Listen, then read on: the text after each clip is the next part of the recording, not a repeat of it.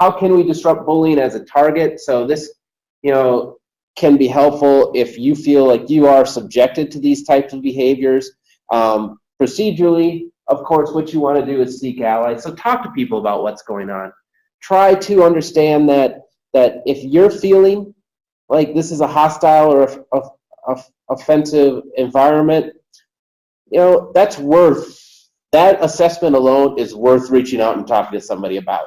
Try to talk to people, seek allies, maybe approach someone of a higher level of authority.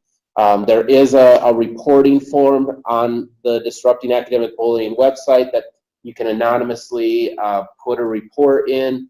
Also, the graduate school has an ombudsperson, and I'm very happy to talk to people about the situations that they're experiencing, which is confidential, it's impartial, it's informal, so nothing has to happen. It could just be a way to talk about what's going on. So those are some procedural aspects. There's also a self-care aspect to it. So bullying can be very psychologically damaging. So make sure that you can find outlets to reduce stress, build your professional network. This is something that I see a lot of time with students, especially international students. As they come here, they're connected to their advisor, and they feel like that is Virginia Tech. Virginia Tech is essentially their advisor, and that's the small circle that they're part of. So what I often encourage in those situations is for them to reach out and try to expand their professional network so that they can have more than just the behaviors and input of their single advisors. But that goes for people beyond that relationship as well. So also beyond building a professional network, try to strengthen identity outside of work or school. Look for ways that you can try to build up your identity in other ways, because you don't want to be have all that psychological pressure on this one relational dynamic.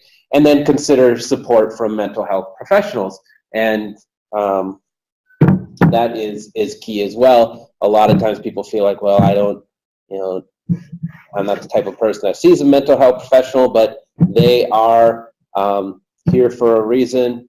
They're in our communities for a reason. They can be very helpful to help people through difficult times.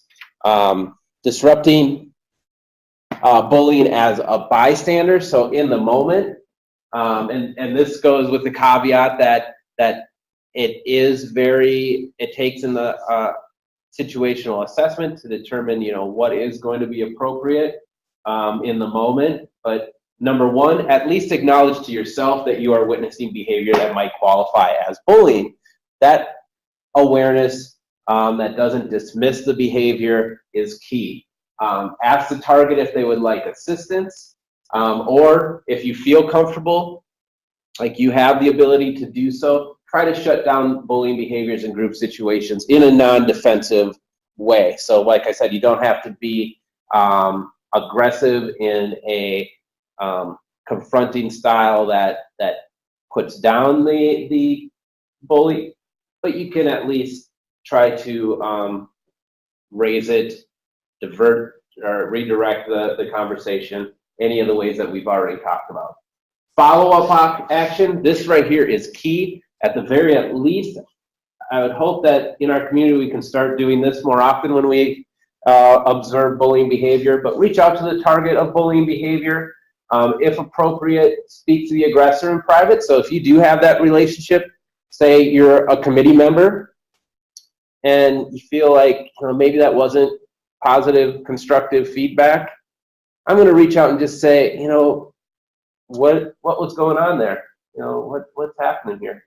Know the resources available for the target and yourself. So there's a bunch of resources here. And then once again, observers or bystanders can submit a report via the academic bullying referral form.